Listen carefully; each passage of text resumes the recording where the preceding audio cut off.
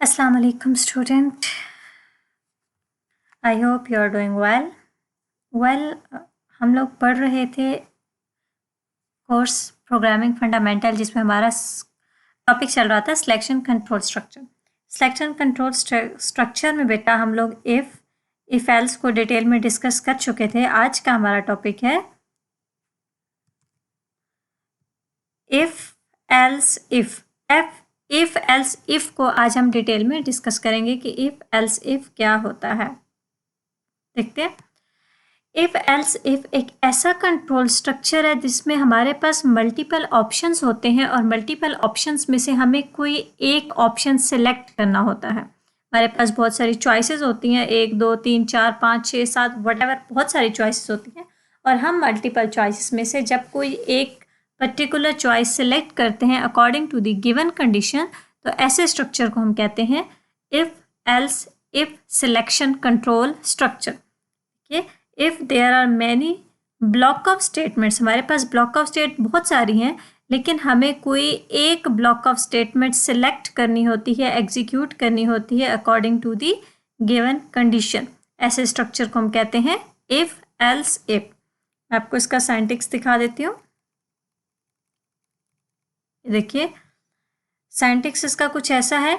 If सबसे पहले keyword आएगा इफ, उसके बाद आएगी कंडीशन, कंडीशन कोई भी हो सकती है, उसके बाद ये इसका ब्लॉक ऑफ स्टेटमेंट है जहाँ पे मैंने आपको मार्क करके बताया। मैं यहाँ पे लिख भी देती हूँ ब्लॉक ऑफ स्टेटमेंट्स। ये पहली कंडीशन का block of statement, then else if keyword आएगा, उसके बाद condition, then second block of statements, block of statements, again else if condition and the next block of statements,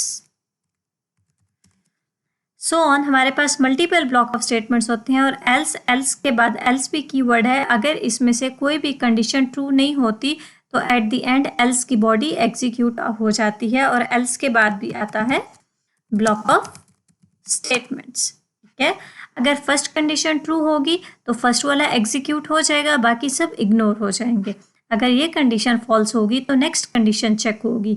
इन सब कंडीशंस में से जो कंडीशन ट्रू होगी उसकी बॉडी, उसकी ब्लॉक ऑफ स्टेटमेंट्स एग्जीक्यूट हो जाएंगी, बाकी सारी ब्लॉक ऑफ स्टेटमेंट्स इग्नोर हो जाएंगी। और अगर हमारे पास गिवन कंडीशंस में से सारी कंडीशन फॉल्स हो जाए तो सबसे लास्ट में जो एल्स कीवर्ड है, इसकी जो बॉडी है, इसकी जो ब्लॉक ऑफ स्टेटमेंट्स है, ये एग्जीक्यूट हो जाएंगी और बाकी सारी की सारी इग्नोर हो जाएंगी। इसका फ्लो चार्ट देखते हैं।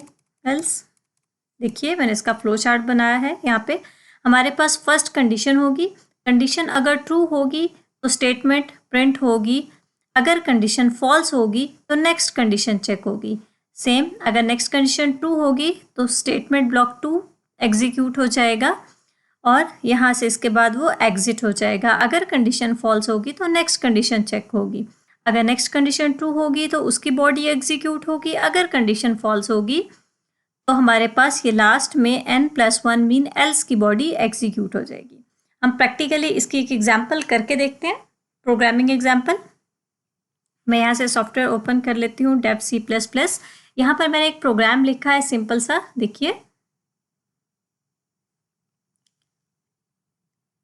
Int number. मैंने एक नंबर वेरिएबल ले लिया है और मैंने यूज़र को बोला है enter any number from 0 to 2। ये देखिए मैंने एक स्टेटमेंट दी है enter any number from 0 to 2 और मैंने यूज़र से नंबर की वैल्यू ले ली है। इन से मैंने यूज़र से इस नंबर में कोई ना कोई वैल्यू ले ली है। अब मैंने कंडीशन लगाई है इफ़ नंबर इक्वल 0। अगर यूज़र कीबोर्ड से 0 नंबर एंटर करे, नंबर की वैल्यू 0 हो, तो ये फर्स्ट जो ब्लॉक ऑफ स्टेटमेंट है नंबर इज इक्वल टू 0, ये एग्जीक्यूट हो जाए।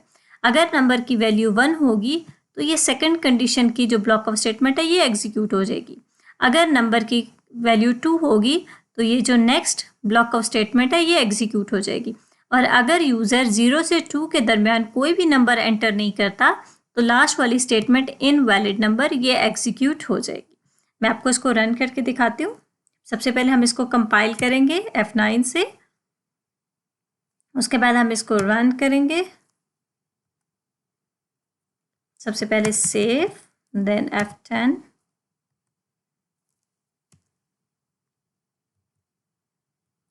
इसको पहले मैं सेव करूँगी, मेरे पास फाइल सेव नहीं है, मैं इसको सेव एज कर लेती हूँ। डेस्कटॉप पे सेव, मैंने इसको सेव कर लिया। अब मैं इसको कंपाइल कर लूँगी। कंपाइल करने के बाद ये देखिए क्लास, आपको नज़र आ रहा होगा एरर्स इक्वल टू 0, वार्निंग 0। हमारे पास एरर्स भी 0 है, वार्निंग्स भी 0 है, इसलिए हमारे सामने ये आउटपुट वाली बॉडी आ गई है। आउटपुट आ गया है कि अब हम इसको रन ईजीली कर सकते हैं। जब मैंने इसको रन किया, मैं आपको दोबारा से रन करके दिखा देती हूँ। ये देखिए, जब मैं रन पे क्लिक करूँगी तो हमारे सामने कुछ ऐसी ब्लैक कलर की स्क्रीन अपेयर हो जाएगी। इसके ऊपर लिखा हुआ है enter any number from 0 to 2। Let's suppose मैं कीबोर्ड से एंटर करती हूँ 2 और मैं एंटर बटन प्रेस करती हूँ तो रिजल्ट आया number is equal to 2।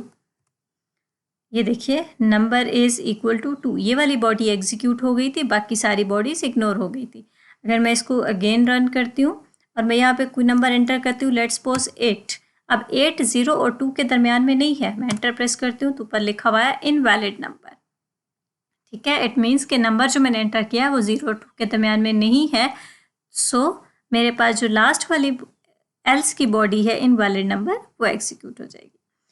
So class, आपको आज का टॉपिक आई होप क्लियरली समझ आ गया होगा। अब नेक्स्ट आपका टास्क ये है कि आप लोगों ने खुद से एक प्रोग्राम लिखना है जिसमें फर्स्ट कंडीशन मैं आपको बता देती हूँ।